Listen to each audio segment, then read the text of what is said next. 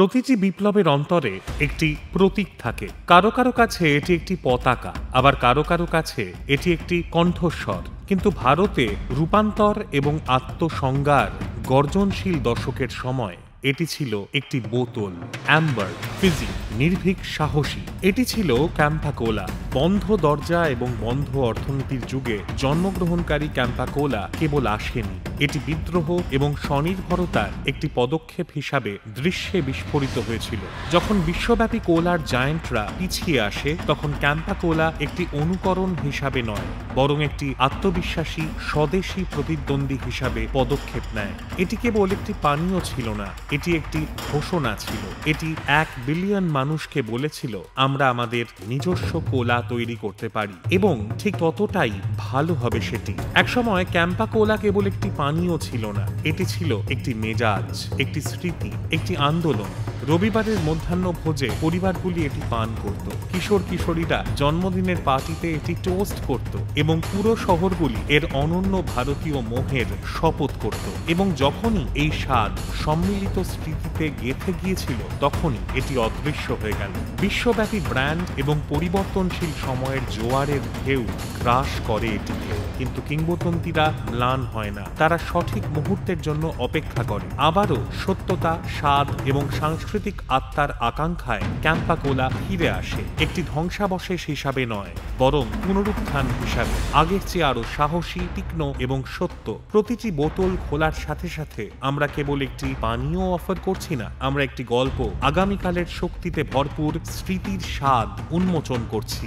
ভারতে কোমল পানীয় ব্র্যান্ডটিকে ক্যাম্পা কোলা বলা হয়। 1970 এবং 1980-র দশকে ভারতের বেশিরভাগ অংশে এটি কোমল পানীয়ের বাজারে আধিপত্য বিস্তার করেছিল, যতক্ষণ না 1991 সালে পি.ভি. নরসিংহ রাও প্রশাসনের উদারীকরণ এজেন্ডা অনুসরণ করে দুটি বিদেশি কোম্পানি পেপসি এবং কোকা কোলা বাজারে প্রবেশ করে। পিওর ড্রিঙ্কস গ্রুপের প্রতিষ্ঠাতা সর্দার মোহন সিং একজন দূরদর্শী, যিনি কেবল ভারতীয় উপকূলে বিশ্বব্যাপী ব্র্যান্ডগুলি চালু করেননি, বরং দ্রুত পরিবর্তিত অর্থনৈতিক পরিস্থিতিতে দেশীয় উদ্যোগের পক্ষেও এগিয়ে এসেছিলেন।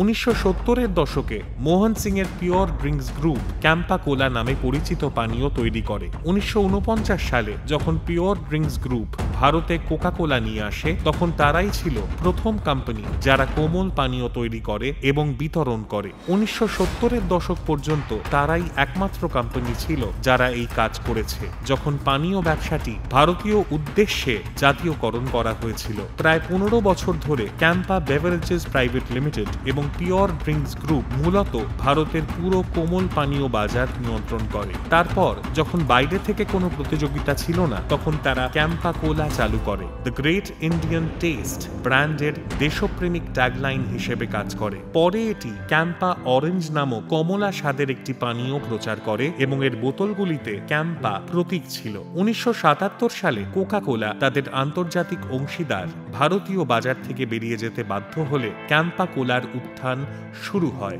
ভারত বৈদেশিক মুদ্রা নিয়ন্ত্রণ আইন FER এর অধীনে কঠোর নিয়ম চালু করে, যার ফলে বিদেশি কোম্পানিগুলিকে ভারতীয় শেয়ার হোল্ডারদের কাছ থেকে তাদের ইকুইটি বিতরণ করতে হতো। কোকা কোলা তা প্রত্যাখ্যান করে এবং প্রতিক্রিয়ায় সর্দার মোহন সিং বিকল্প হিসেবে ক্যাম্পা কোলা চালু করে। কোকা কোলার শূন্য স্থানে এটি সমৃদ্ধ হয় এবং ক্যাম্পা অরেঞ্জ এবং অন্যান্য স্বাদযুক্ত পানীয়ের পাশাপাশি ভারত জুড়ে তা করে দেয়। দিল্লি এবং মুম্বাইতে বিশাল বোতলজাতকরণ সুবিধা সহ ক্যাম্পা অরেঞ্জ এবং রাশ ছিল 1980-র দশকে ভারতের দুটি সর্বাধিক জনপ্রিয় কমলা কোমল পানীয়। স্বাদের প্রোফাইলের কারণেই আলাদা হয়ে উঠেছিল। আমেরিকান প্রতিপক্ষের তুলনায় ক্যাম্পা কোলার স্বাদ কিছুটা মিষ্টি, ফলের মতো ছিল, যা ভারতীয় স্বাদের সাথে খাপ খায়। স্থানীয় বাজারের ব্যাপক প্রতিক্রিয়ার উপর ভিত্তি করে এই ফর্মুলেশনটি কাস্টমাইজ করা হয়েছিল, যা 1970-এর দশকে পণ্য উন্নয়নে সাধারণ ছিল না। এর ফলে ক্যাম্পা কোলা কেবল প্রতিযোগী ছিল না, বরং অনেক অঞ্চলেই পছন্দের কোলা হয়ে ওঠে। মজার বিষয় হলো, ক্যাম্পা কোলা তার সময়ের চেয়ে অনেক এগিয়ে আঞ্চলিক স্বাদ নিয়েও পরীক্ষা নিরীক্ষা করেছিল। ক্যাম্পা অরেঞ্জ এবং ক্যাম্পা লেবু কিছুটা স্মরণীয় হলেও ব্র্যান্ডটি ক্যাম্পা জিরা এবং স্থানীয় ফলভিত্তিক সোডার মতো অন্যান্য স্বাদও নির্বাচিত বাজারে পরীক্ষা করেছিল। এই পরীক্ষাগুলি যদিও জাতীয়ভাবে স্কেল করা হয়নি, ভারতের বিশাল এবং বৈচিত্র্যময় স্বাদ পছন্দের কোম্পানির স্বীকৃতির প্রাথমিক লক্ষণ ছিল। এমন একটি পদ্ধতি যা বিশ্বব্যাপী ব্র্যান্ডগুলি কয়েক দশক পরেই সম্পূর্ণরূপে গ্রহণ করতে শুরু করেছিল। এর প্রাথমিক সাফল্যের আরেকটি রহস্য ছিল এর উদ্বোধনের আবেগ ঘন সময়। 1970-এর দশকের শেষের দিকে জরুরি অবস্থা পরবর্তী যুগে ভারত এক শক্তিশালী জাতীয়তাবাদী অনুভূতির মধ্যে দিয়ে যাচ্ছিল। জনসাধারণের মনোভাব স্বনির্ভরতা এবং স্বদেশী গর্বের দিকে ঝুঁকে পড়েছিল। ক্যাম্পা কোলা দ্য গ্রেট ইন্ডিয়ান স্বাদ স্লোগান নিয়ে বাজারে প্রবেশ করেছিল এবং প্রভাব ফেলতে সেলিব্রিটিদের অনুমোদনের প্রয়োজন ছিল না।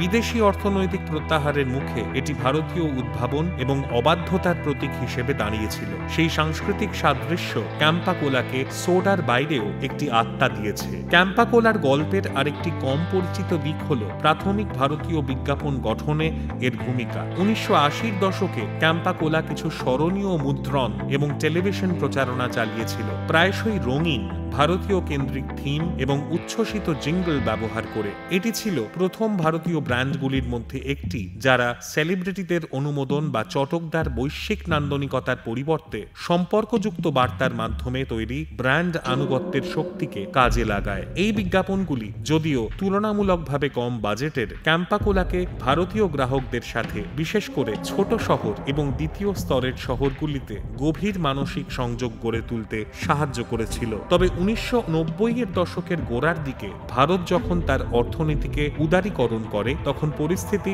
নাটকীয়ভাবে পরিবর্তিত হয়। এই নীতিগত পরিবর্তন বহুজাতিক কর্পোরেশনগুলিকে উন্মুক্তভাবে স্বাগত জানায়, যার ফলে পেপসিকোর মতো জায়ান্টরা পুনরায় প্রবেশ করতে পারে এবং 1993 সালে কোকা কোলা আবার ফিরে আসে। 2022 সালের অগস্টে মুকেশ আম্বানির নেতৃত্বে Reliance industries pure drinks group থেকে আনুমানিক 22 কোটি টাকায় আইকনিক ভারতীয় পানীয় ব্র্যান্ড ক্যাম্পা কোলা অধিগ্রহণ করে। এই অধিগ্রহণ দ্রুত গতিতে ভোগ্যপণ্য এফএমসিজি খাতে রিলায়েন্সের সম্প্রসারণের ক্ষেত্রে একটি গুরুত্বপূর্ণ পদক্ষেপ হিসেবে চিহ্নিত, যার লক্ষ্য ভারতীয় বাজারে কোকা কোলা এবং পেপসিকোর মতো প্রতিষ্ঠিত বিশ্বব্যাপী খেলোয়াড়দের চ্যালেঞ্জ করা। অধিগ্রহণের পর রিলায়েন্স রিটেলের এফএমসিজি শাখা রিলায়েন্স কনজিউমার প্রোডাক্টস লিমিটেড 2023 সালের মার্চ মাসে ক্যাম্পা কোলা পুনরায় চালু করে। প্রাথমিক পণ্য লাইন আপে ক্যাম্পা কোলা, ক্যাম্পা লেমন এবং ক্যাম্পা অরেঞ্জ অন্তর্ভুক্ত ছিল, যেগুলি অন্ধ্রপ্রদেশ এবং তেলেঙ্গানার মতো নির্বাচিত বাজারে উপলব্ধ করা হয়েছিল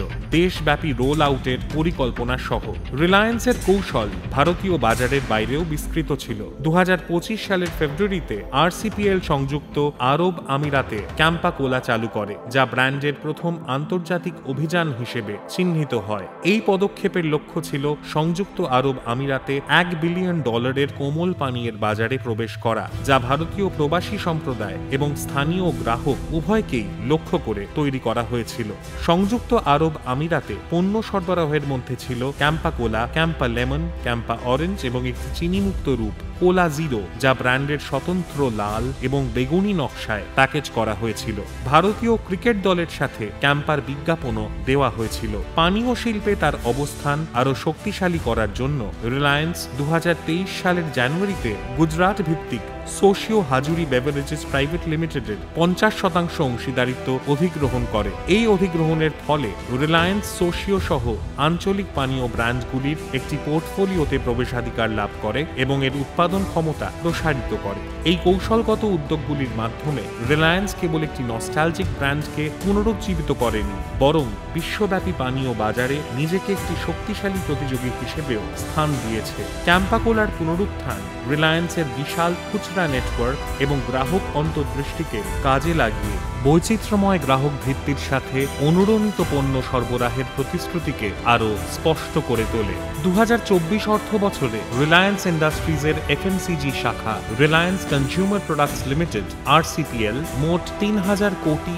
আয়ের রিপোর্ট করেছে। ফিনান্সিয়াল ইয়ার 23 সালে 3400 কোটি টাকার আয়ের রিপোর্ট করেছে, যেখানে কোলগেট প্যামোলিভ ইন্ডিয়া একই সময় 5226 কোটি অর্জন করেছে। ভবিষ্যতের দিকে তাকালে রিলায়েন্স ইন্ডাস্ট্রিজ ফিনান্সিয়াল ইয়ার 25-এর জন্য একটি উচ্চাভিলাষী লক্ষ্য নির্ধারণ করেছে, যার লক্ষ্য হল তার প্রতিটি প্রধান এফএমসিজি ব্র্যান্ড ক্যাম্পা এবং ইন্ডিপেন্ডেন্স থেকে 1000 কোটি আয় করা। এই অনুমান ক্যাম্পা কোলার বৃদ্ধির গতিপথ এবং বৃহৎ বৃহত্তর এফএমসিজি ল্যান্ডস্কেপের মধ্যে এর কৌশলগত গুরুত্বের উপর কোম্পানির আস্থাকে তুলে ধরে। এই সম্প্রসারণকে সমর্থন করার জন্য রিলায়েন্স আরসিপিএল এ 500 থেকে 700 কোটি মূলধন বিনিয়োগের পরিকল্পনা করেছে। এই তহবিলগুলি কোম্পানির মালিকানাধীন বোতলজাতকরণ কারখানা স্থাপন, বিতরণ এবং সরবরাহ শৃঙ্খল সম্পর্কিত পূর্ববর্তী চ্যালেঞ্জগুলি মোকাবেলা এবং ক্যাম্পা কোলার দেশব্যাপী উপস্থিতি নিশ্চিত করার জন্য বরাদ্দ করা হয়েছে। ক্যাম্পা কোলার যাত্রা পুনরুজ্জীবন, স্থিতিস্থাপকতা এবং পুনর্নবীকরণের এক আকর্ষণীয় আখ্যান। রাজনৈতিক ও অর্থনৈতিক পরিবর্তনের সময় ভারতের শিল্প স্বনির্ভরতার প্রতীক হিসেবে পরিচিত ক্যাম্পা কোলা বিশ্বব্যাপী জায়ান্টদের ছায়া থেকে বেরিয়ে এসে নিজস্ব পরিচয় প্রতিষ্ঠা করে। 1970 এবং 1980-র দশকে এর প্রাথমিক সাফল্য কেবল বাজারের সুযোগের ফলাফল ছিল না, বরং ভারতীয় উদ্যোক্তা চেতনা, সাংস্কৃতিক সারিবদ্ধতা এবং ভোক্তাদের আনুগত্যের প্রমাণ ছিল। 1990-এর দশকের উদারীকরণের যুগে ব্র্যান্ডটি ম্লান হয়ে গেলেও এটি কখনো জনসাধারণের স্মৃতি থেকে সত্যিই মুছে যায়নি। পরিবর্তে এটি সেই সময়ের স্মৃতিকাতর প্রতিধ্বনি হিসাবে বেঁচেছিল যখন ভারত স্বাধীনভাবে স্বপ্ন দেখার সাহস করেছিল। উপসংহারে ক্যাম্পা কোলা কেবল একটি কোমল পানীয়ের চেয়েও বেশি কিছু। এটি একটি সাংস্কৃতিক শিল্পকর্ম যা পুনর্জন্ম লাভ করে। এর বিবর্তন ভারতের নিজস্ব রূপান্তরকে প্রতিফলিত করে, সুরক্ষাবাদী নীতি থেকে একটি উদার অর্থনীতিতে, স্মৃতিকাতর স্মৃতি থেকে সাহসী আধুনিক বিপণনে।